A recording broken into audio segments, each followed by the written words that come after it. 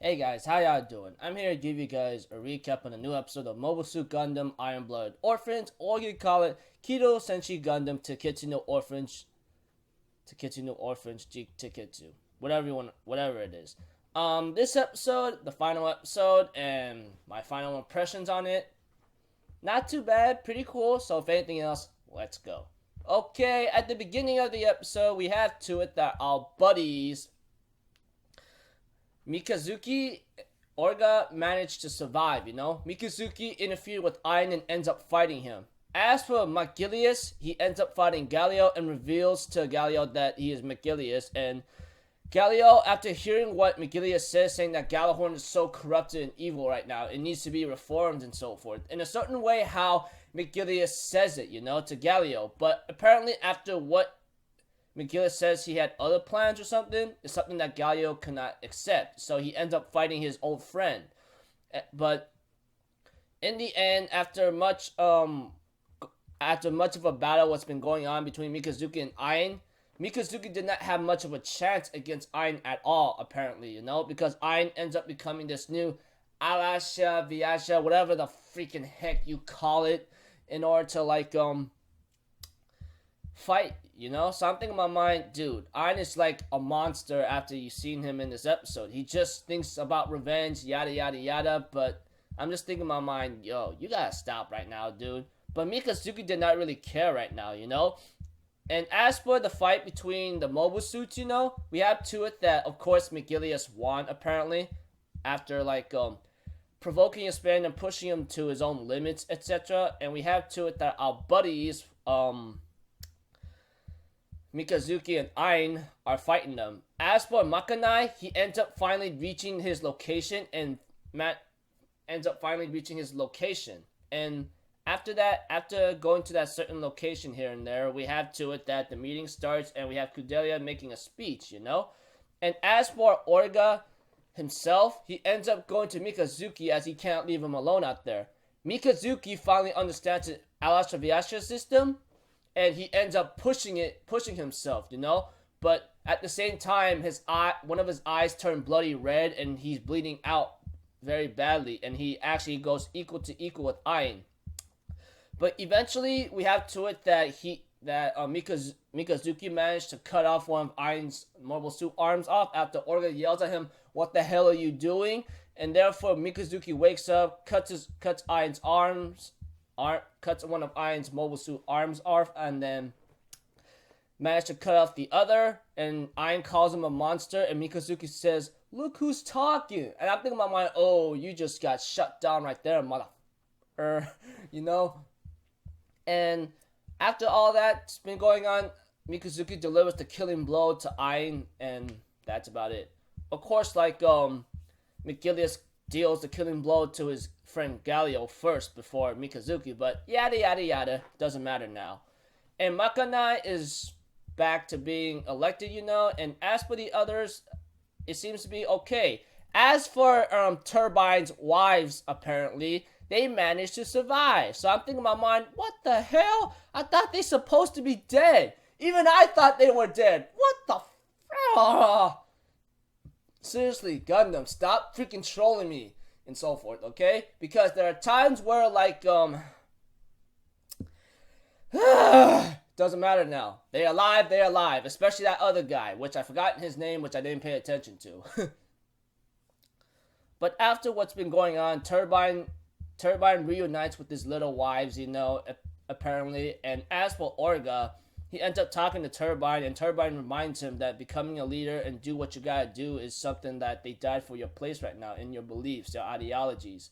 Keep being a leader, As for Mikazuki, he is okay, but apparently his right hand is busted, and his right eye, I believe, or one of his eyes, apparently he cannot see well with that eye, as he really pushed himself in Barbotto's Gundam, of the Alasha Vista system, which I could understand, because which I really like and am sad for, because you are doing something that's making you pay a price, which is something that I enjoy. Like, for example, you have all this power, you can't expect no consequence or side effects, you know? And that's what Mikazuki been through. He literally asked Barbatos to give me everything you got, you know? And he managed to defeat Ein because of that. But at the cost, his eye and one of his arms are busted. Well, one of his eyes like almost blind, or he can't see very well. That's one thing for sure. And Orga and Mikazuki says that it's time to go home, you know? That kind of thing. And announcement after the episode, season 2, baby, or second core, what I look forward to, alright? So, yeah, I'm pretty excited for it. Now, a lot of people will call me stupid and crazy for me saying this, but I'm just going to speak out my mind, alright? From my own eyes and perspective, and I hope everyone could respect that. Even some could, like, at least be respectful towards it, even though they may find this series like so much garbage and so forth, okay? Just hear me out a bit, and I'll provide as much as what I can. You know, out of all the Gundam series I've watched in my lifetime, in my life, this one actually gives me something that I don't think I find in any Gundam series I ever watched in my life, okay? I know, like, I may be saying this, but, you know, having, like, Gundam Blood Orphans as kids, as protagonists, you know, is something, like, I thought it was something new to me, but I've seen it in Gundam Build Fighters and Gundam Build Fighters Try that there's kids as protagonists, but when it comes to this, like, kids at a young age are, like, doing, like, an adult's job, for example. Like, think about it. Like, they're, like, what, 12, 13, 14 years old or something? I don't know. Maybe a little bit lower. Damn, dude. I mean, they go out to space and escorting Kudelia to Earth and taking on a lot of bloods and hits. A lot of, like, hits in terms of, like, shedding their blood and everything they got, you know? Especially a lot of sacrifices.